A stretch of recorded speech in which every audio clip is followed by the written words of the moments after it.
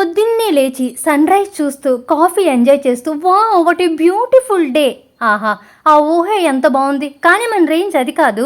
మన లెవెలే వేరనుకోండి. మన డే ఎలా స్టార్ట్ అవుతుంది అంటే ఇల్లు, వాకిళ్ళు ఊడ్చుకోవడం, పాచి గిన్నెలు కడుక్కోవడం, బట్టలు ఉతుక్కోవడం, వంట చేయడం. ఇంక ఇంతే. అప్పుడప్పుడు పూజ పునస్కారాలు చేసి భగవంతుడిని అది కావాలి, ఇది కావాలి అని విసిగించడం.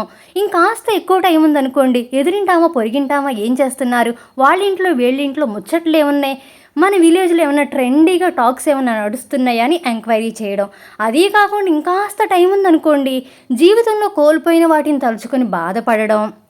ప్రస్తుతం జీవితంలో ఉన్న సమస్యల నుండి బయటికెలా రావాలా అని చింతించడం. అరే! వాడి దగ్గరుంది నా దగ్గర లేదు అని ఈర్ష్యపడి విచారించడం.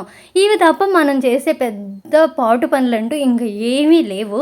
నా డే కూడా అంతే. లేచానా, పనులు చేసుకున్నానా, తిన్నానా, వాళ్ళింట్లో, వీళ్ళింట్లో ముచ్చట్లేమన్నా తెలుసుకున్నానా అలా అయిపోతది. ఈరోజైతే నేను టిఫిన్ కింద ఇడ్లీ చేశా. ఇడ్లీలోకి మంచిగా పల్లీ చట్నీ, అలాగే మునగాకు పొడి ఏశా.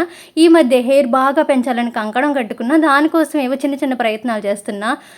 టిఫిన్ చేయకుండా అన్నా ఉండగలనేమో గానీ, టీ తాగకుండా ఉండలేను. ఈ వ్యసనాన్ని మానేయాలని చాలా ప్రయత్నించాను. కానీ నా వల్ల కాలేదు.